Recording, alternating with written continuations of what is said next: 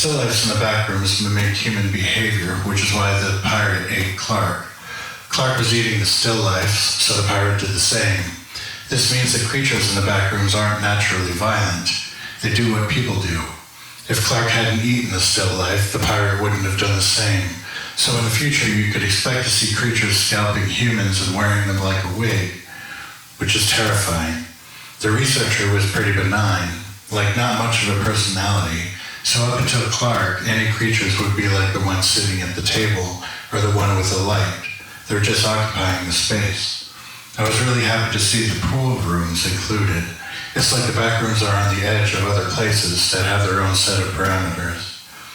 Clark is a really interesting character, as his personality is itself a liminal space. Carl Jung wrote about human archetypes, which are essentially an amalgamation of tropes. So when someone says, as a dad, how would you handle this?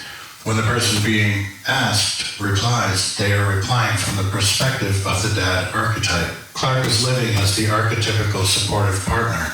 When that relationship ended, he lost his identity. It's like when you lose a job. You still have the uniform, but you are no longer a sales associate. You'll get a new job, maybe doing something similar since it's what you know, or you'll make a complete change of career. What you are in the interim is liminal. You still have the skills, mindset, outfit, etc., but the job is gone. When a relationship ends, you feel lost, like you lost a big part of who you are and part of your identity. Being stuck in this liminal space is disorienting, as it affects almost every aspect of your life. It's eerie. It's heavily influenced by memory. So if how you feel was the place, you'd end up with the backrooms. Clark was a supportive partner and the owner of a retail business. The relationship ended, so he ended up being consumed by the only other identity he had. He was living in the bedroom display, but that identity was crumbling as well. In the same way that the researcher started out as an MRI manufacturer, Clark started his own rudimentary research on the backrooms by mapping and exploring and experimenting with how they work. He failed when he decided to live there, to let it consume him. The researcher had a life outside of the backrooms, whereas Clark accepted it as his new life.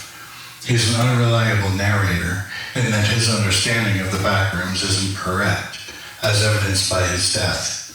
In the terror, the antagonist thinks he understands and so can control the beast, but it devours him because it wasn't what he thought it was. Clark obviously had lost his mind, because who would think to stab a human-looking, living thing in the neck to see if it would die? You can't let the nothing consume you.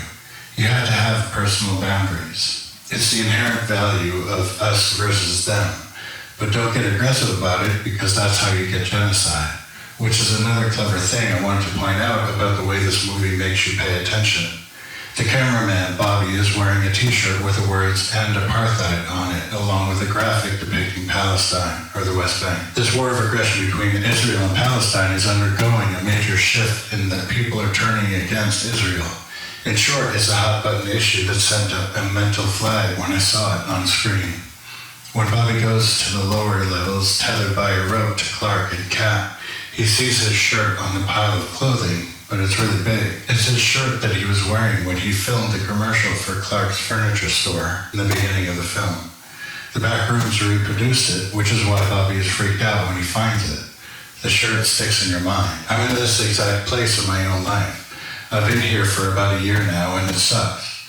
I'm not who I used to be, but I don't know who I'm becoming. Being aware of this is really good because it means I can form my own identity. Rather than picking one off the shelf like a template or a preset, every choice I make begins to stabilize this new me. I have a choice to make.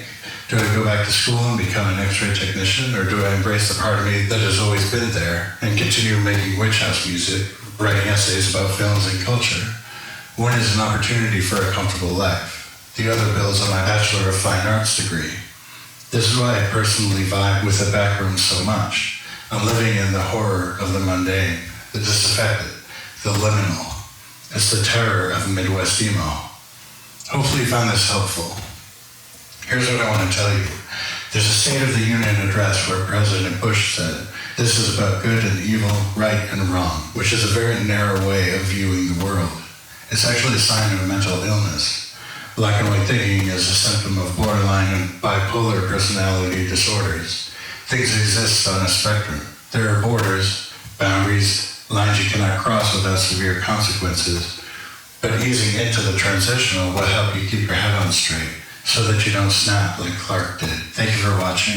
I'm trying to get into the rhythm of making video essays more regularly, so thank you for watching and stay tuned for more.